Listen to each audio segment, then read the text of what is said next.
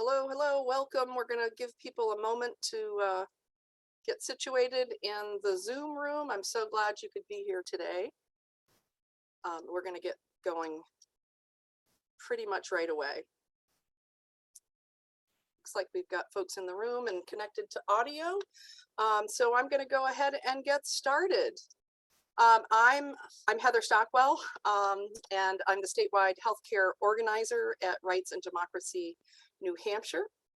And I'd like to welcome all of you to our virtual event today entitled Sick of Waiting, Barriers to Medicaid Keep Healthcare Out of Reach.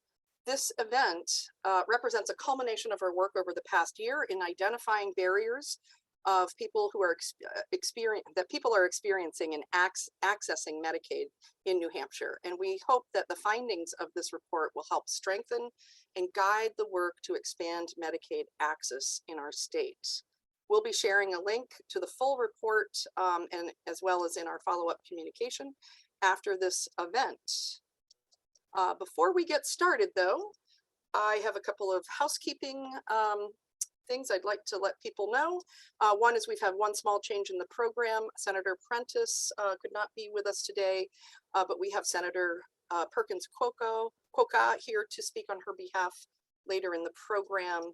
We ask you all to please stay muted unless you're asked to unmute to answer or to ask a question, but please feel free to introduce yourself and even ask questions in the chat. This event is being recorded, as you may have gotten a message on your screen. It's also going to be live streamed, so if participants are uncomfortable with that, please feel free to just turn your video off for that purpose so you can still be in the event. We've also enabled the live transcript function for this call to accommodate people who may need closed captioning. The control or button to turn this feature on should be at the bottom of your Zoom screen, and I believe it reads live transcript or CC for closed captioning. And when you click on that or hover over that, you should see a small pop-up window with some options to choose from, like how big you would like the text to be and things. I'd like to tell you a little bit about Rights and Democracy Institute. The Rights and Democracy Institute works across Vermont and New Hampshire to advance human rights and a healthy, just, equitable future for our communities. RDI's leadership development programs and issue-based campaigns encompass a range of organizational and movement building work, including economic, education, and racial justice, as well as universal health care, climate justice, and childcare access. One of the main affiliate or national organization that we've been working with is the Center for Popular Democracy. It's one of our national affiliates, and they have the largest multiracial network in the nation with over 500,000 members in 48 states who are dedicated to achieving racial and economic justice through local grassroots organizing. And so at this time, I'd like to introduce Laura Mitchell, one of our amazing healthcare leaders at Rights and Democracy. And she'll be starting us off with some remarks about the report that's being released today. Thank you, Laura, for taking this on. Thank you, Heather. Medicaid is a vital life-saving program that supports many of the most vulnerable members of our society, including over 200,000 New Hampshireites. All people who meet eligibility criteria are guaranteed coverage, but there are many barriers making it difficult to apply or even determine one's eligibility for Medicaid. In our survey, nearly 60% of respondents experience challenges enrolling in Medicaid. Long wait times, difficult to navigate websites, shame and stigma were the most commonly faced barriers. People of color, especially Black people, are far more likely to experience shame and stigma when applying. 36% of respondents compared to only 16% for white respondents in our survey. Multiple status categories, for example, age, disability status, pregnancy, parents, caregivers, each with different income limits and reporting requirements, make eligibility complex and the application process onerous. This cumbersome application process is especially difficult for the folks who need Medicaid the most. People with low incomes, people with disabilities and their caretakers, single parents, people living in rural areas, and people of color. Imagine being a single parent working maybe 2 or 3 jobs, a person with a disability, or living in a rural area. You may have poor or no internet access at home. You'll need to take time off of work, find childcare and transportation to the office, take hours filling out paperwork, only to learn you completed the wrong paperwork and will need to do it all over again. We have some speakers here with us today to tell us more. And at this point, I'm going to turn it over to Marcela Termini, a disability rights advocate who also serves on the Rights and Democracy Healthcare Leadership Team with me. Thank you, Laura. Good afternoon. My name is Marcela Termini. I live in Manchester with my husband and 3 children. And my experience with the Medicaid system started 9 years ago when my twins were 4. At age 3, my twin boys were diagnosed as being autistic. At that time, our private health insurance had limited coverage for the related therapies that the twins were being referred to, and much of that cost was being paid out of pocket. My husband was the only income earner at that time, and we had to decide which therapies we could skip in order to pay our mortgage and utility bills. None of our providers told us about the boys being eligible for Medicaid when they were diagnosed, and it was not until I stumbled upon an online autism support group that I learned that the twins would qualify for what was then known as Katie Beckett, or is now known as Home Care for Children with Severe Disabilities. I was referred to an organization here in New Hampshire that not only mailed me the application for each of the boys, but provided detailed instructions on how to navigate the complex Medicaid system. And they also gave us information on how to set up our appointments with the Department of Health and Human Services. Why did I need all of that? Well, the application for each child was approximately ½ an inch thick. Each question required detailed answers about the deficits and needs specific to that child. I spent about 5 hours on the application for each boy, and that was spread out approximately over 2 weeks, as I was the sole daytime caretaker for not only my twins, but also my 1-year-old daughter at that time. I consider myself lucky that it took applying for Medicaid once to be approved. Within the community, many folks are denied 2 and 3 times before their children are either accepted or flat out denied coverage. Knowing the process and time that it took me to apply, it's devastating for me to think about folks with less privilege than what I have being denied after doing all of that work. The process isn't over, though, once you're approved. Every year, you must reapply either online or via paperwork. One mistake can mean your child loses coverage or that you'll be subjected to an audit, or perhaps worse, spending 6 hours on the phone with reps who bounce you from one person to the next trying to solve the problem.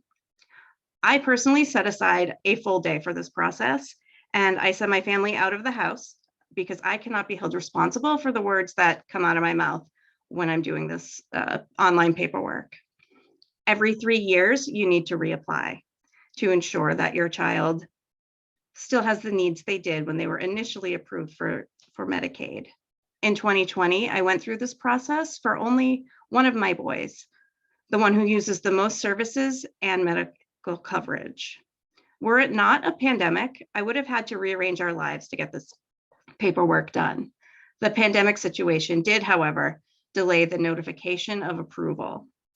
For the 3 months it took to be notified that my son did indeed still qualify, I felt like I was walking on broken glass. We were still a 1-income home in 2020, and our primary insurance still did not and still does not cover the doctors and prescriptions as needed by my son. People who need access to Medicaid are not in a position to navigate telephone mazes to obtain care. This process needs to be streamlined and made universally accessible so that any person who needs to apply can do so easily and not be made to feel like they are wrong for needing medical coverage. We know that there's a lot to be done to fix all of the issues that we're naming here today. And so we want to take some time to talk about how we can help expand coverage for folks in New Hampshire.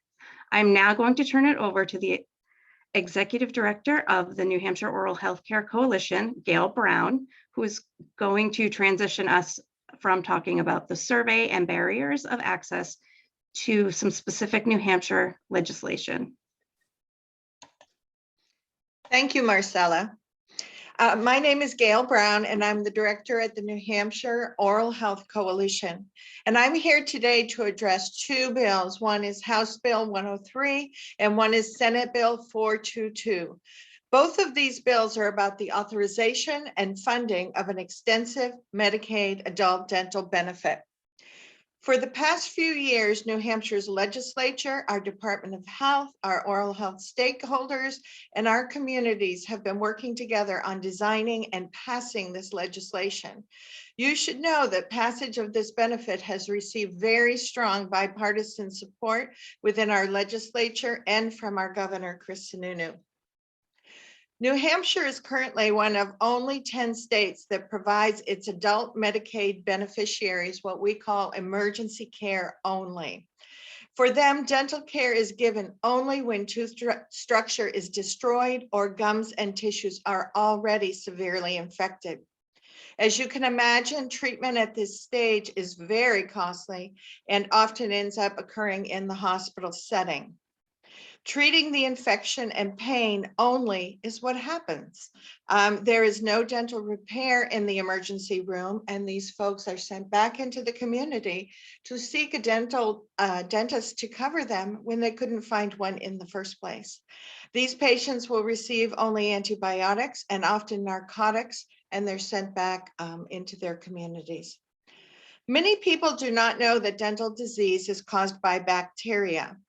Thus, dental disease is preventable, it is treatable, but however, because it's bacteria, that bacteria is transferable from person to person. This is very high risk within a family.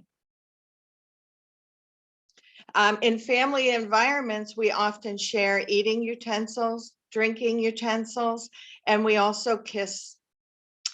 So children with Medicaid coverage who have comprehensive dental benefits, they can be treated for this dental disease early, but what happens when they return home?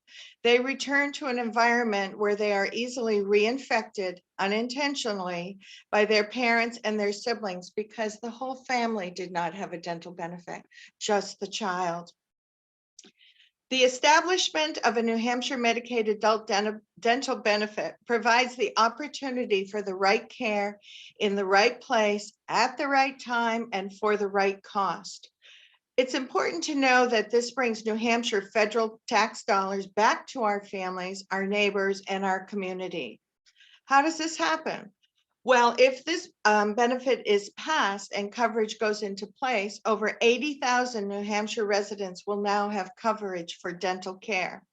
And if they receive that care, the Medicare traditional Medicaid beneficiaries, about 30,000 would be covered here, and they would be qualifying seniors. They would be individuals living with disabilities. They would be pregnant women. What would happen is that for every state dollar we spent, every $1, we would receive another federal dollar back into New Hampshire to take care of our neighbors and our communities. This is very important. This is a federal state match.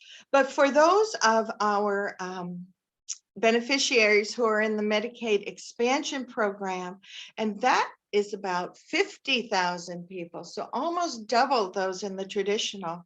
Many of these folks who are working at lower income jobs, who might be receiving substance treatment so they can return into our workforce, the federal match is $9 to $1 New Hampshire dollar.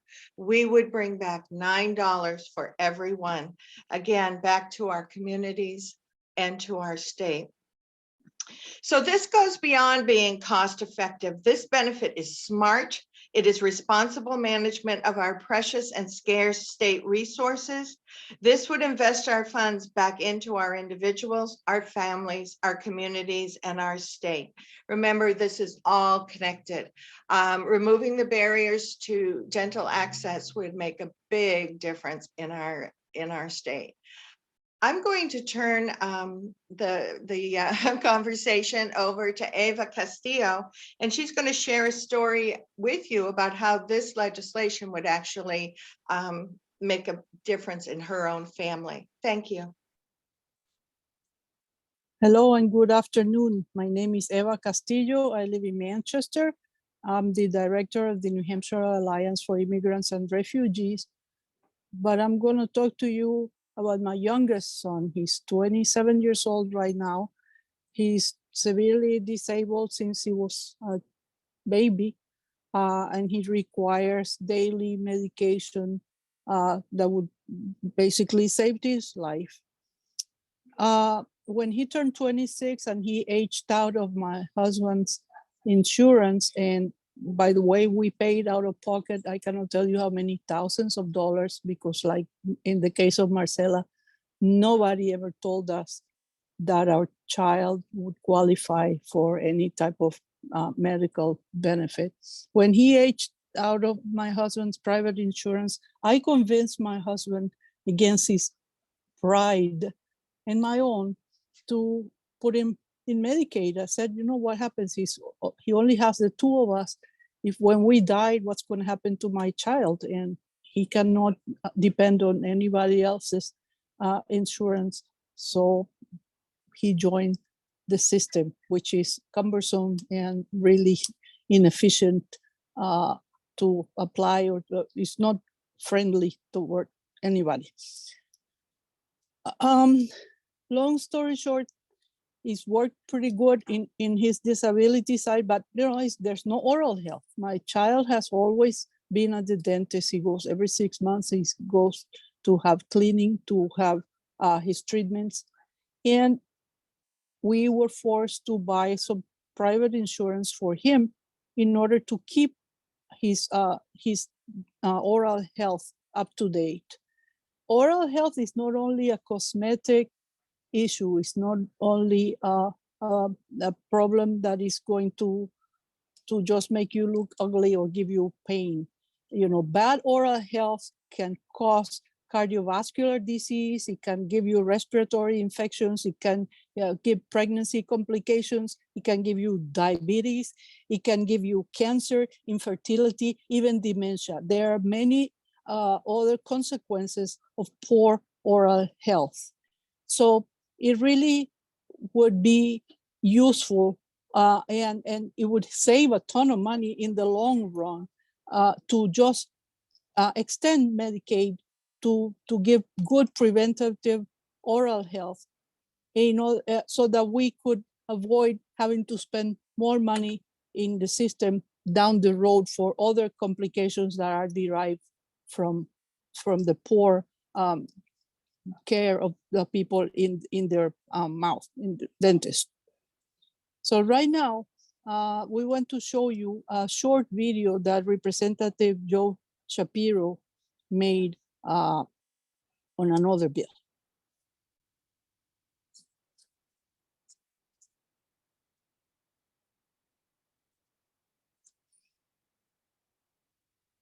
Hello, I'm Representative Joe Shapiro, representing Cheshire District 16, the City of Keene, and I'm glad to be with you today, along with others who are working tirelessly to bring effective and affordable health care to all New Hampshire residents. On January 25th, I introduced House Bill 1578 before the Health and Human Services and Elderly Affairs Committee, a bill which will ease restrictions for Medicaid eligibility for minor and pregnant immigrants. In 1996, then President Bill Clinton signed what is commonly referred to as the Welfare Reform Act.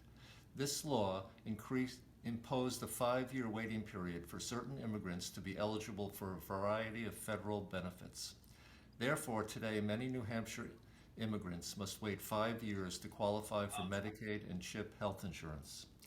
In 2009, however, the federal government created an option for states to eliminate the 5-year wait for children and pregnant people who are lawfully residing in the U.S., but not yet citizens. New Hampshire is the only state in the Northeast and one of only 17 states nationwide that has not opted to do so. This bill, when passed, will require New Hampshire to amend its Medicaid state plan to provide coverage for otherwise eligible children and pregnant people.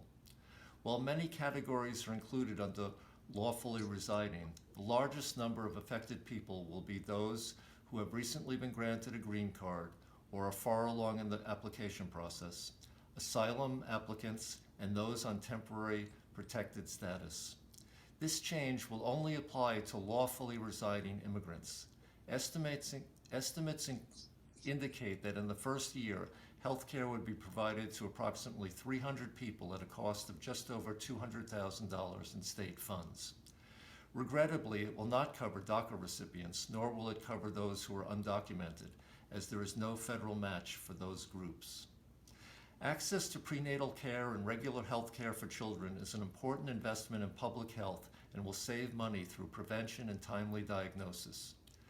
Lack of or delayed prenatal care is associated with low birth weight and multiple childhood medical conditions. When enacted, this bill will reduce uncompensated care for healthcare providers who are already stressed. This includes small rural hospitals that struggle to maintain labor and delivery services. Amiskig Healthcare, a federally qualified health center in Manchester, informs me that in the past year, they provided unreimbursed care related to immigration status to approximately 250 children and OB patients at a cost of $150,000 to $200,000. While enacting HB 1578 will come with a cost, the federal government will pick up much of it. Eliminating the 5-year wait for immigrant children and pregnant people will send a clear message that we welcome and value newcomers to our state who enrich our communities and add to our workforce as employees and entrepreneurs. In closing, I would like to thank all of the others speaking today who have committed themselves to increasing access to health care for all Granite Staters.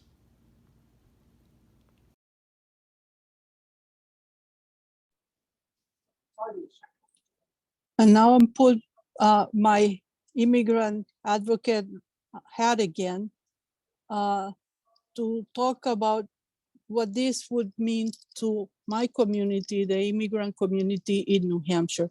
We're talking about serving a small segment of the population that is here legally present, that is here working and contributing with not only their labor, but also their taxes into our system. Like you heard the representative Shapiro say, the green card holders, which are the people that have legal permanent residency, for the first 5 years, they do not qualify to get any help.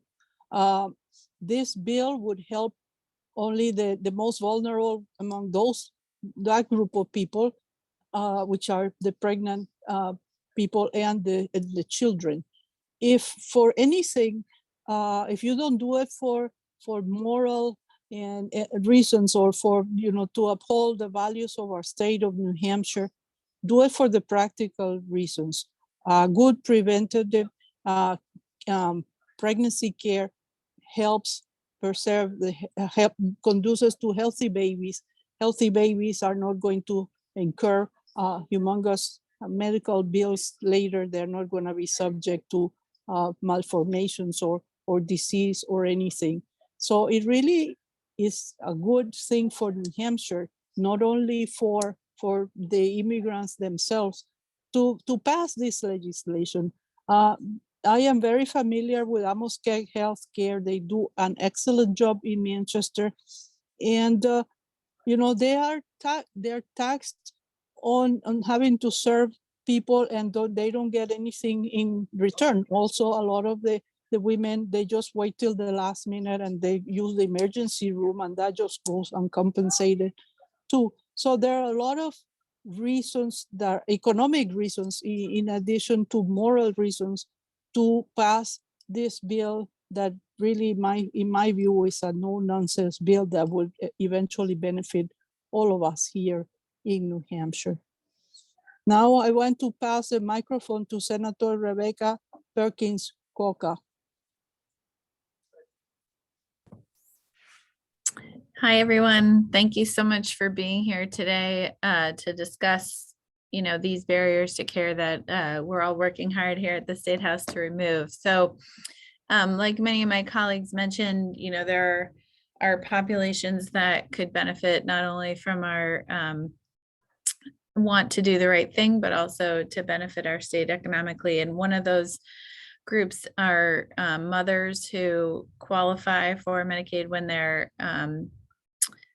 by virtue of being pregnant and then give birth, and their benefits are extended only for a period of 60 days. What we're hoping to do in SB 407, which Senator Sue Prentice has introduced, and Senator Becky Whitley and I are co-sponsors on, is to make sure that a certain population of pregnant women is able to maintain their benefits for a period of up to 1 year.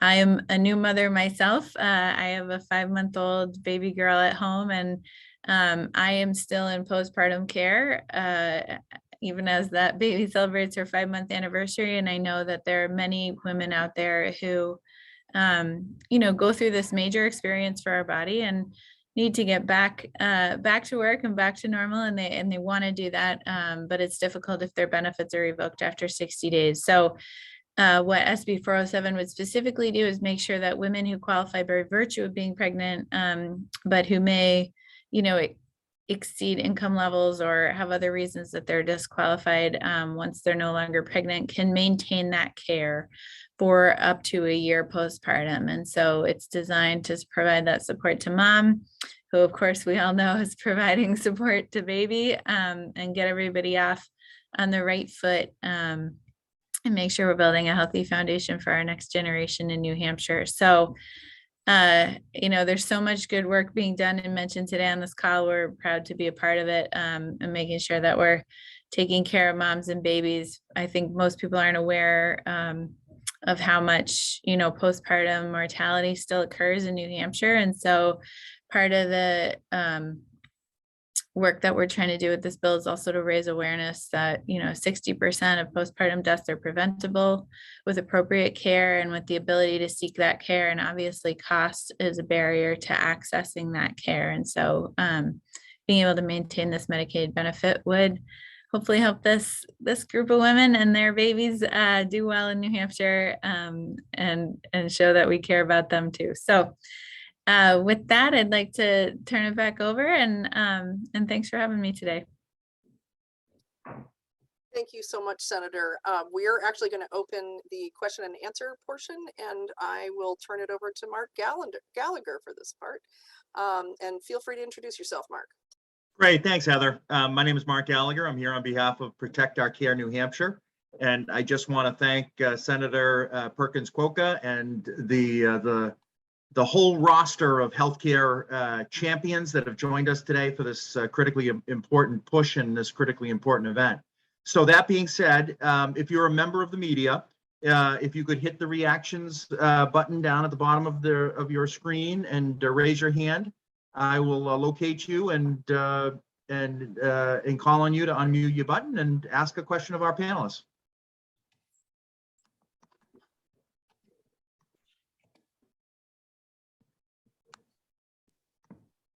I see Anne-Marie Timmons with their hand up. Oh, great. Anne-Marie, if you want to unmute yourself and ask a question. Thank you. So I'm hearing a couple things. One is there's some legislation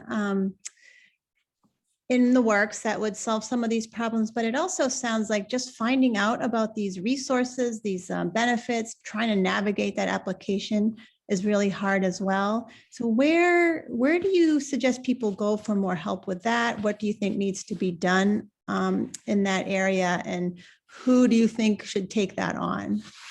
Thank you. Great. I don't know if that's a question for Heather or for Laura. Well, I can take a stab at it. I think that's a really good question. I think one of the things that we're hoping to do is change that application procedure. That is going to take working with Medicaid folks and possibly some legislation in the coming years to make that easier for people. It could include a lot of different types of changes, I guess, is what I'm trying to say. The next portion of this work, we will be concentrating on a different set of questions. So we'll be asking about some of the benefits that people are still maybe unable to access, or if they're having trouble still maintaining it and why. Some people did answer our survey saying saying that they lost their care after giving birth, as the senator was speaking about before, which I personally I did not realize that that was happening out there, and was really horrified to learn that. I think a lot of us can also relate to just our healthcare being expensive overall, and having trouble affording things like dental care because it's not included in our regular healthcare. So we're working on a lot of different things, I guess. And I'm happy to also like follow up with folks for more questions or to get deeper Great. in. Thank you, Heather, and thank you, Anne Marie, for that great question. Do we have any other questions from the media? If you could go down to the reactions button and just raise your hand, I can call on you.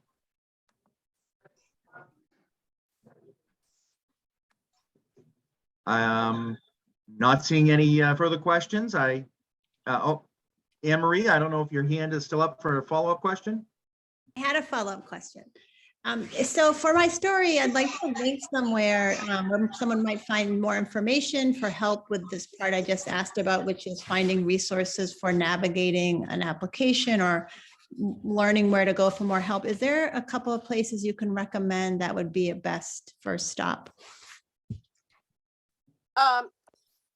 Yeah, I would say the 211 system is a great place to start. And Ava, please jump in if you have something else to add to this, because, or even Marcela, who has direct experience in the application process. The 211 system works good for Americans, but if you're a person that speaks a different language, that place doesn't work at all. It is very inefficient. So we're becoming increasingly a more cultural, diverse place, and we need to, realize that we need to be able to reach out every single person. And at the same time, the systems are really hard to navigate. My husband is American born and raised in New Hampshire. He's third generation New Hampshire, and he still had to go through a lot of trouble having my son. He's the one that did all the paperwork for my son. So there's no, there's no easy answers, and people don't really tell you where to go. And you go there and they really are not the nicest people either. So they really don't, you really have to fight. And that's my experience. You really have to fight to get people to give you the information that should be out there available for everybody. Thank you, Eva. I'm sorry. Thank you, Eva. I don't know if Marcela had a better experience than I was mine, just but- going to ask Marcela, I see your hand is raised. Would you like to add to the conversation? Absolutely. So the organization that I mentioned in my answer, my answer is New Hampshire Family Voices, and you can find them at nhfv.org. That is the organization that I was connected with, who provided basically how to apply for Medicaid for my children with disabilities. And I can't speak to any other aspect of that, as to who else they might be able to help. But I do know that for families whose children have disabilities, that New Hampshire Family Voices is a really great resource. Great, thank you, Marcela. I see that Peggy Dusenberry, you have your hand raised. Would you like to ask a question? I'm not from the media, but I have a question or a point of view that I would love the media to take up, which is that I know that these bills are not addressing things at this level, but I think we need to keep hammering on and on and on that our current system is the most expensive in the world, and we have poor health outcomes, one of the poorest in developed nations. And that the way to change this really is to have healthcare for everybody. And this could eliminate all the work that people are having to do now to do with applying and enrolling and paying bills and having things approved or not, or denied by insurance companies. I once spent 5 months fighting with an insurance company for a life-saving treatment for one of my children. I also lived in Britain for 25 years. There is no paperwork regarding healthcare finance for patients. Doctors never have to talk to insurance companies. You know, here they waste about 9 hours a week. So I think we should just not let go of that big picture and remember that even though we have to take some baby steps now, a lot of these things could be eliminated by taking a bigger picture approach. I would love to see the media, you know, adding a few sentences about that in every healthcare story they do. Peggy, thank you for sharing that experience with us. I see that Melissa Bernardin has her hand raised as well. Would you like to ask a question, Melissa? Hi, my name is Melissa Bernardin. I live in Concord, and I completely agree with Peggy, but my question relates to, in the current system that we do have, for folks with the least means, we should have the fewest barriers possible to folks getting access to healthcare. And I had an experience applying for income-based Medicaid at the beginning of the pandemic that I'm really concerned about, and it speaks to the underfunding of the computer infrastructure of the state of New Hampshire to administer the program. So as some of you may recall, at the beginning of COVID, many of our lives were upended. We had parents who had children in the home all day long, who they were schooling. We had people who were relocating to live with our aging parents because we thought that they might be vulnerable and we needed to provide daily care during this pandemic. And so there were people who may have not had the luxury to access all their personal records to show their income and their assets and things like that. When I applied, because at the time I had no income, and prior to this, I've had employer provided private insurance, and once I was a contractor and I was on the exchange, but this was my first experience with state-based services and benefits. I was told that the application process would take about 30 minutes. It took me 3 hours. Now, income-based expanded Medicaid is supposed to be based just on your income, not your assets. So they're not supposed to ask you about what's in your bank account, what's in your retirement savings. But I was prompted for my mortgage or my rent, what I owed on my cars, what I had in my retirement account. I had to dig through all of my paperwork. And when down the road, I asked someone why that was, because I thought that expanded Medicaid was just income-based as opposed to asset-based. I was stunned to learn that it's because the state portal does not segment the application process that pertains to the program that you are applying to. And I think that is a huge barrier for people who don't have time privilege, who don't have access to a permanent set of records. They may have moved, their lives may be disrupted, they may have domestic violence going on. And I plead with anyone who can influence a reform of the state computer system to please do so, because I'm concerned about the number of people who did not have the time privilege that I did to spend 3 hours on that process. Melissa, thank you for sharing your experience as well. This is an important forum to provide that information. Can I, may I ask, are there any other members of the media that would like to ask a question at this point? If you could please just raise your hand. Terry Farish? Yes, hello. I would like to know, do you have data about the impact of not having access to these benefits and the numbers of people who do not have access to the extended Medicaid benefits that they seek? You know, for immigrants and refugees, for other pockets of the population. Is there a picture and data that you have? I think I should jump in for that. I'm not sure that there is any actual data on that. In my work, I do follow up with many of the people that have filled out our surveys or engage with us on some level, and I hear many stories from either just not going to the doctor, or going to the doctor and not paying their bills because they cannot. And I was actually shocked to hear that people were still getting bills who were using these public sources or systems for healthcare. And there's also, I mean, I think you're raising a good point. There's also a certain population that is just not sort of engaging in the system at all, will not even get any kind of healthcare for themselves or their families because they don't believe the system is going to work. And so they've completely just given up. And I think you're right. I think in moving forward, that would be some really helpful information. Okay, thank you. Yeah, thanks for that question, Terry. Great. Thank you, Terry. Thank you. So Heather, it seems to me that, oh, Gail Brown. Yes, hi. I would like to address two things, two of the questions that were asked. Number one, I'd like to address Anne-Marie Timmons' question, and she and I have chatted about this before. And I feel like it's very important for others to know.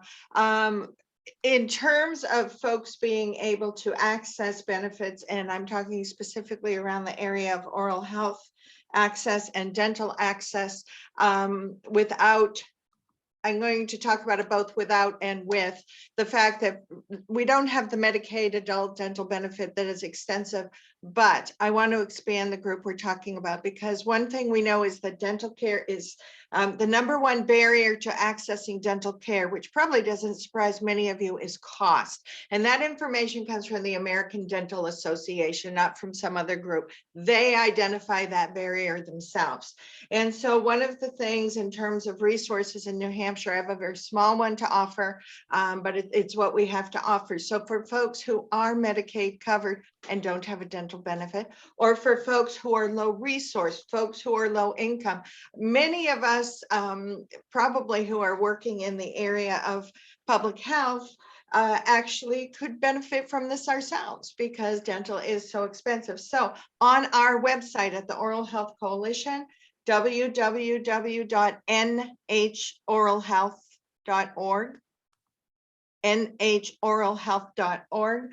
We have an interactive map and it will show you throughout the state. There's approximately 31 programs that folks can go to be able to access dental either on sliding fee or reduction. There are no free dental clinics in New Hampshire, but there are sliding fee programs. These will include the federally qualified health centers, but also other programs. And so that is of some help and resource to others. I would like to address also what Terry asked, and I'm going to address it once again in terms of oral health and dental. In the area of those folks who are adult Medicaid recipients and do not have an extensive dental benefit, that is over 80,000 people. And I would add to that the fact of, as especially Representative Shapiro, Senator Coca, that as they come forward and say there's groups we're also not covering, I would say the 80,000 we know about, it's actually 80,000 plus is one thing, but the groups that are not yet covered, for example, the immigrant populations we're describing, that just adds on top of that. And so that's what I have to offer. Thank you. Thank you, Gail. Jesse, I see your hand raised. Are you a member of the press? No, not press. Oh. Please, if Right. you'd like My to share question, an I think, experience is or for make a comment. Gail and Heather, because I remember the efforts for trying to gain better dental care in Vermont met with the second most horrible barrier, which is the professional resistance and refusal and their power and their lobby and their selfishness and willingness to disregard public health. And I wonder if you have any comments on that for current efforts and how we might prepare to work with that. I'll run into that burning fire. And thank you very much for your comment. Sometimes a good question is, what is it that keeps you awake at night? And if someone had asked me today, what is it that keeps me awake at night? It would touch very much on what was just said. I would say to you that I'm talking with great optimism and hope around getting 80,000 plus more people covered for dental care. The flip side of that story is that we currently do not have enough providers. Even with the list I offered you, our interactive map, we do not have enough providers who are engaged in and participating in our Medicaid dental delivery system. And that is very important because we're talking about being able to add people. Well, we already, what comes to us is that we are not able already to take care of, or willing, able or willing to take care of the children that have a comprehensive benefit. We do not have enough folks engaged to add on top of that.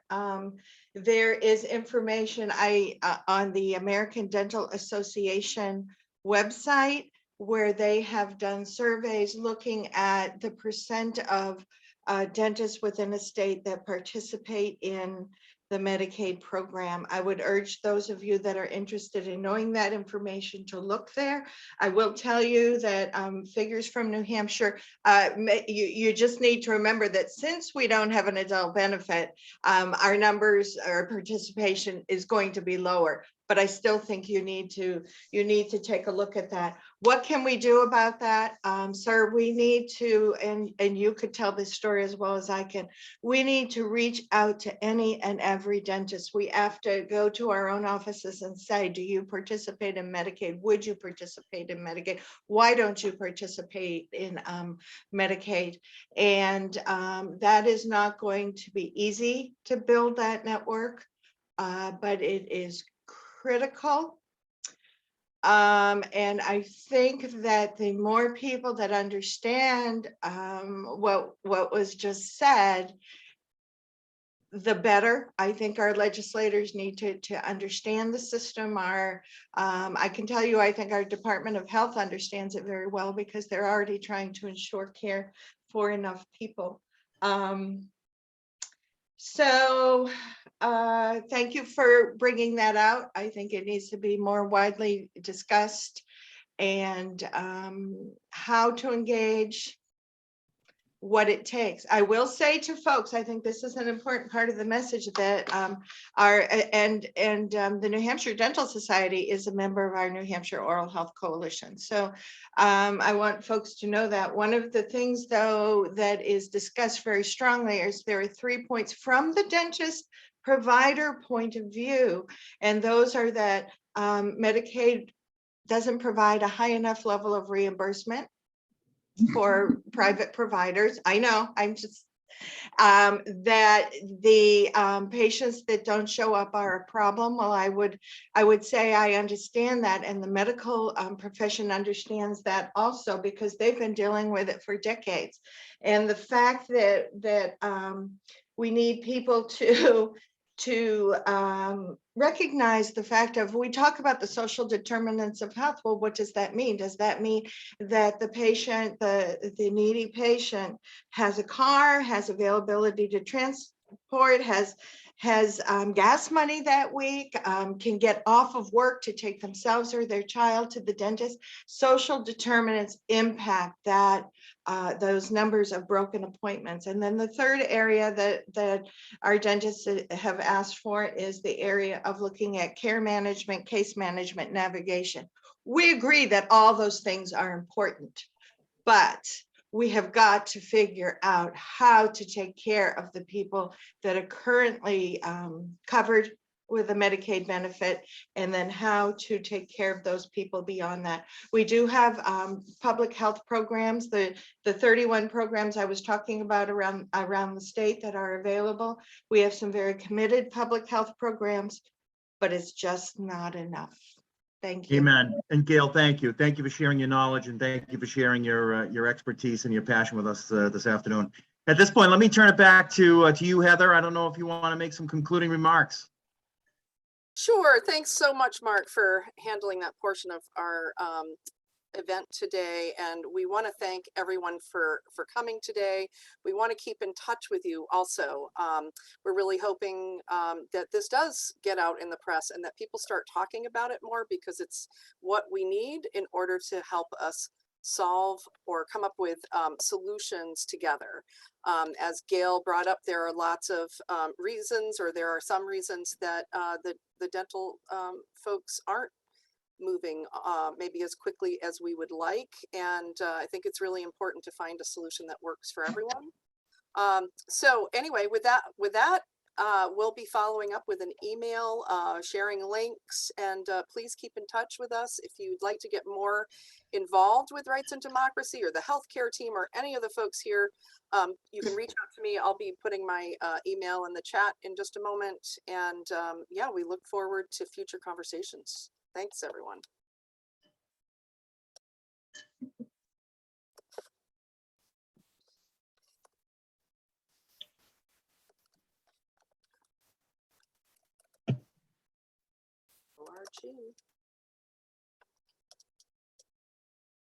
I'm talking to myself. All right. Thanks again, everyone. And if the folks that are involved with this call today want to stick around for a few minutes and debrief for a moment, I would love that. If you have to go to your next thing, I understand that too. So thanks again. Yes, and for press, I'm just going to announce Maggie has also put her email in the chat.